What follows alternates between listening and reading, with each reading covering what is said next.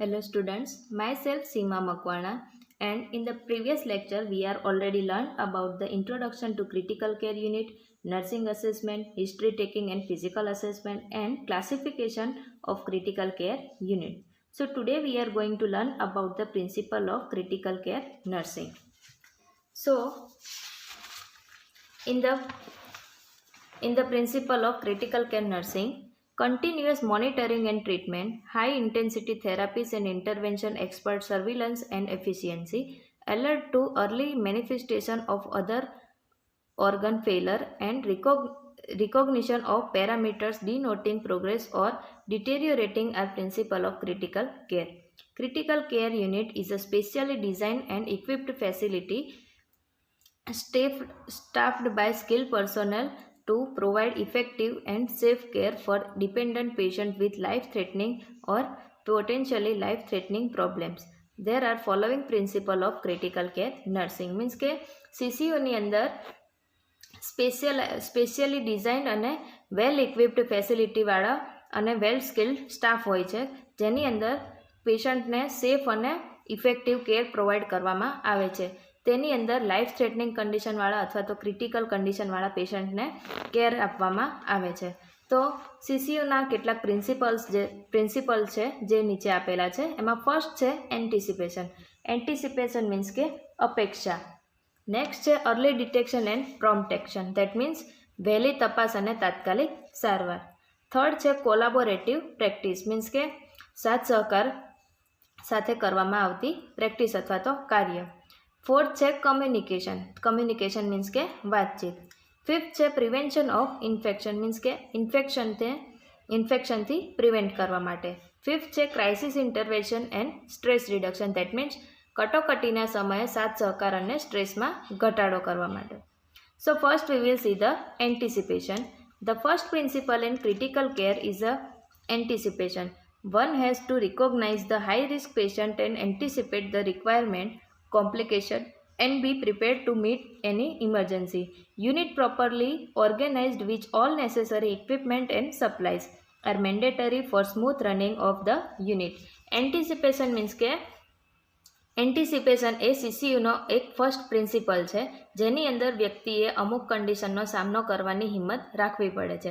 જેમ કે emergency complication, તેના માટે માઇન્ડસેટ હોવું જરૂરી છે. CCUની અંદર તમામ જરૂરી ઇક્વિપમેન્ટ હોવા પણ જરૂરી છે. નેક્સ્ટ છે early detection and prompt action.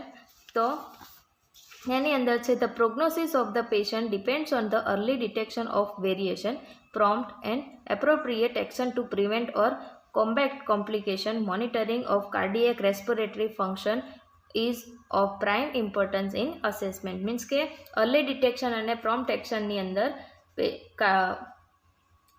પેશન્ટને કાર્ડિયક રેસ્પિરેટરી ફંક્શનના કોમ્પ્લિકેશનના મોનિટરિંગ પરથી પેશન્ટની કન્ડિશન બગડતી અટકાવી શકાય છે. Next will see the collaborative practice.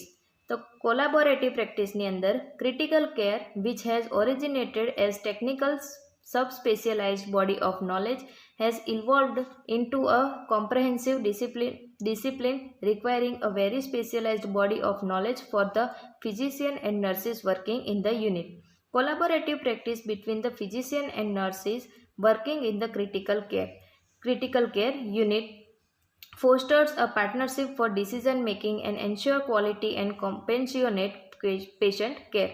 Collaborative practice is more and more than warranted for clinical care more than in any other field. Means કે collaborative પ્રેક્ટિસની અંદર critical કેરની technology અને નોલેજનો સમાવેશ થાય છે. તેની અંદર નર્સિસ અને ડૉક્ટર માટે આ નોલેજ હોવું જરૂરી છે. તેની અંદર નર્સ અને ડૉક્ટર વચ્ચે કોલાબોરેશન હોવું જરૂરી છે. કોલાબોરેટિવ પ્રેક્ટિસની અંદર ક્રિટિકલ કેર અને બીજા ફિલ્ડ કરતાં વધારે વોરંટ થયેલી હોય છે. Now fourth is a communication.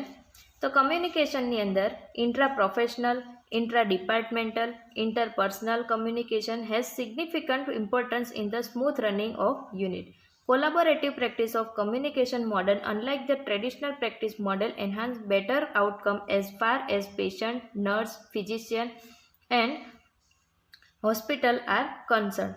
This model center around the patient foster individual clinical decision making, uses integrated medical record and joint review of care. Means કે કમ્યુનિકેશનની અંદર એકબીજા પ્રોફેશન વચ્ચે, એકબીજાના ડિપાર્ટમેન્ટ વચ્ચે, એકબીજી વ્યક્તિ સાથે કમ્યુનિકેશન હોવું જરૂરી છે. કોલાબોરેટિવ પ્રેક્ટિસથી કમ્યુનિકેશન દ્વારા નર્સ અને ડૉક્ટર્સ દ્વારા પેશન્ટની કન્ડિશન સુધરે છે.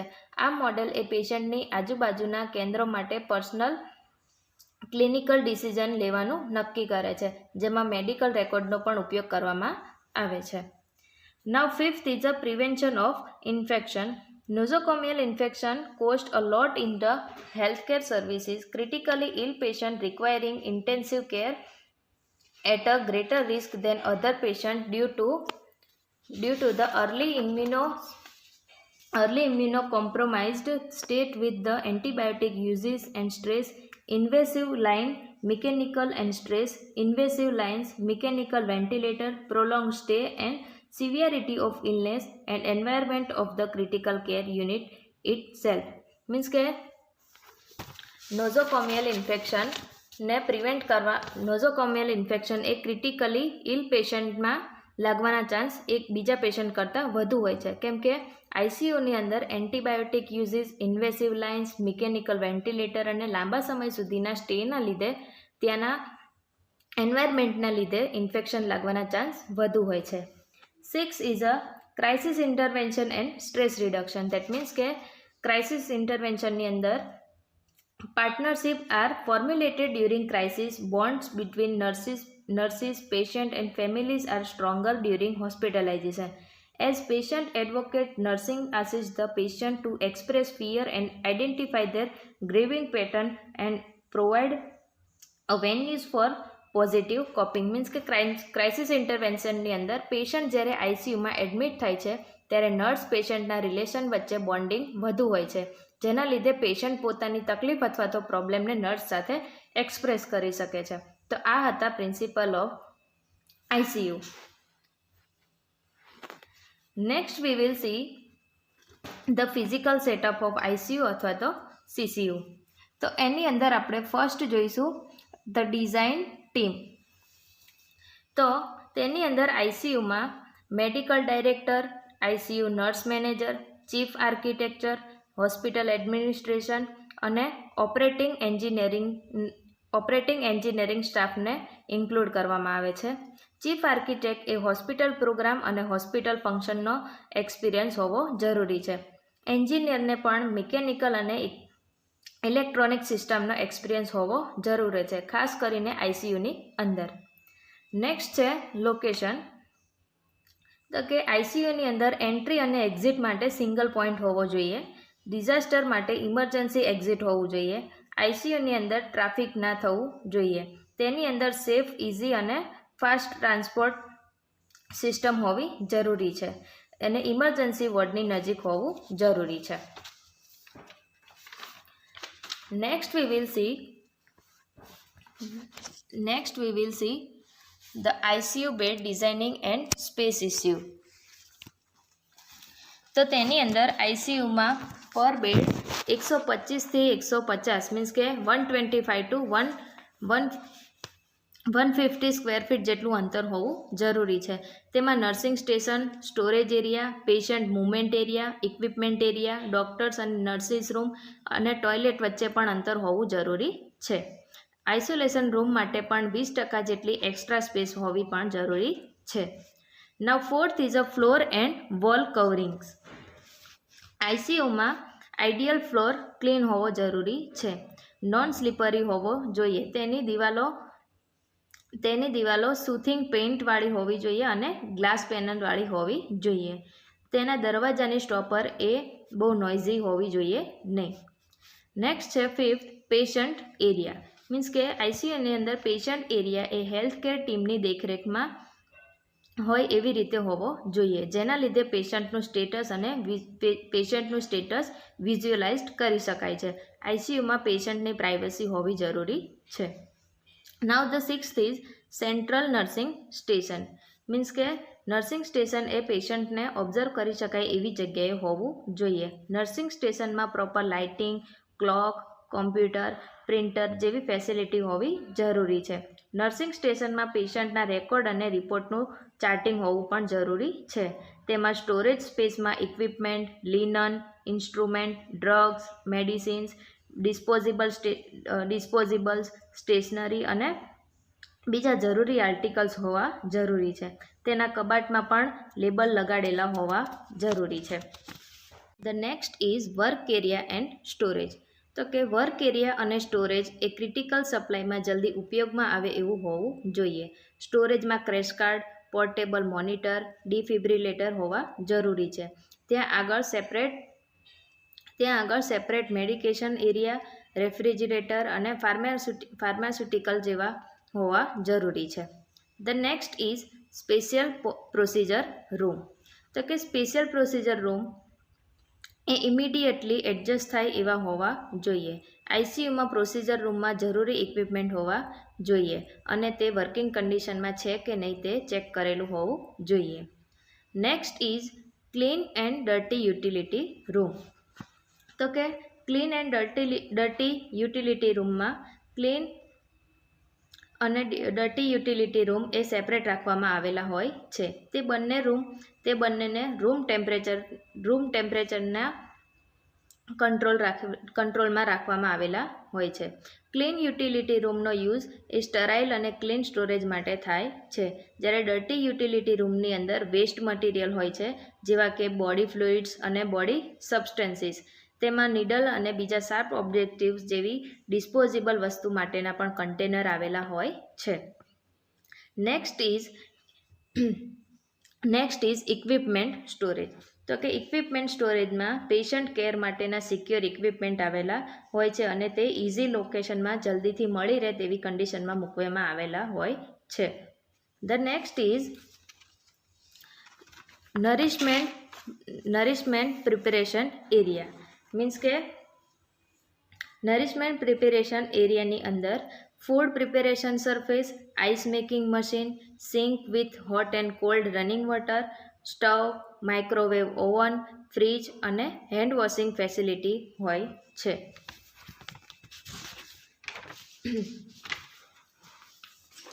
Next is staff lounge. તો કે સ્ટાફ લોંગ એ આઈસીયુની નજીક અવેલેબલ હોવો જોઈએ. તેમાં secured locker facility, shower, toilet, પછી એ એરિયામાં કમ્ફર્ટેબલ સિટિંગ અરેન્જમેન્ટ હોવું પણ જરૂરી છે. સ્ટાફ લોંગમાં પણ ફ્રીજ, કાઉન્ટર, સ્ટવ, ઓવન આ બધી વસ્તુ હોવી જરૂરી છે. તેમાં ટેલિફોન ફેસિલિટી અવેલેબલ હોવી જોઈએ, જેના લીધે ઇન્ટરકમ્યુનિકેશન ઇઝીલી થઈ શકે છે. સ્ટાફ લોંગમાં ઇમરજન્સી કાર્ડિયાક અરેસ્ટ એલાર્મ પણ હોવું જરૂરી છે. The 13 is receptionist area. Means કે રિસેપ્શનિસ્ટ એરિયા એ વિઝિટરને કંટ્રોલ કરી શકે છે એવા હોવા જોઈએ. એ એરિયા વિઝિટર એન્ટ્રીની નજીક હોવો જોઈએ. રિસેપ્શન એરિયા એ આઈસીયુની ટેલિફોન લાઇન દ્વારા કનેક્ટ થયેલો હોવો જોઈએ. નેક્સ્ટ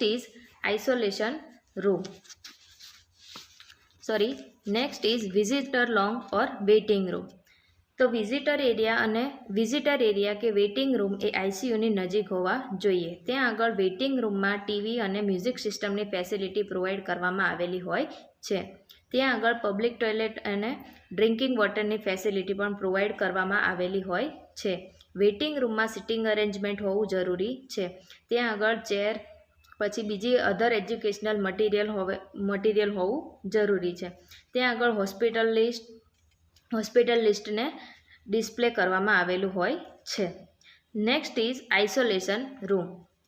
તો કે આઇસોલેશન રૂમની અંદર 10% બેડ અથવા તો 1 થી 2 રૂમ આઇસોલેશન કેસ જેવા કે બર્ન, સિરિયસ કોન્ટાજીનિયસ પેશન્ટ અથવા તો ઇમ્યુનોસપ્રેસ્ડ પેશન્ટ માટે પ્રોવાઈડ કરવામાં આવેલા હોય છે.